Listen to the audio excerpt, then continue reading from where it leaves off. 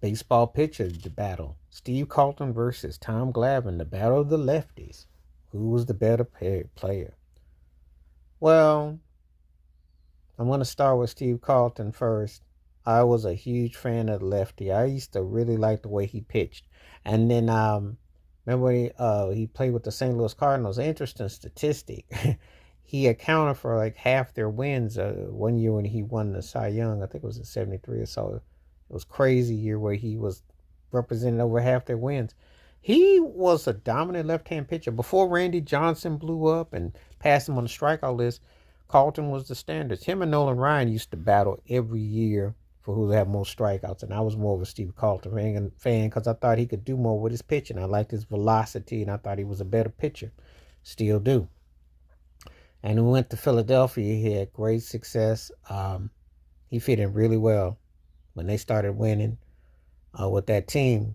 He represented really well. He was a very dominant fixture.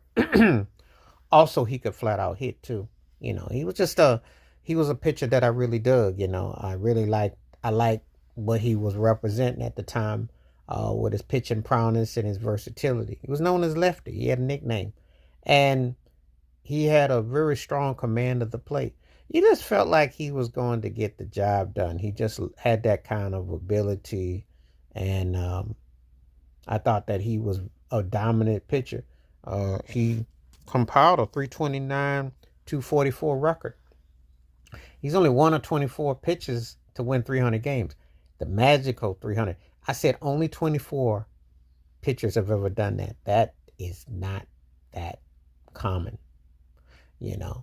It's not, especially nowadays. That used to be the sure tag to get you into Hall of Fame.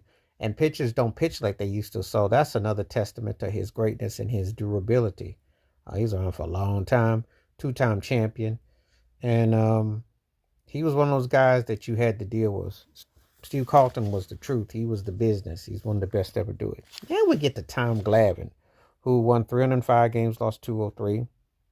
Well, also could hit, won a Silver Slugger. Was a good hitter for a pitcher. He was very good. But all Atlanta guys could on that team. Both of them were 10-time All-Stars. Both of them Golden Glovers. Glavine was like, I want to say this, he was the more successful version of Jamie Moyer. And I say that it's no diss to Jamie Moyer. Jamie Moyer didn't win near as many games, but he pitched forever and a day. It was the kind of pitching that you could do in a rocking chair. It used to be a running joke. Because left hand southpaw and could throw that ball and it would put you to sleep, but it was effective. Glavine was an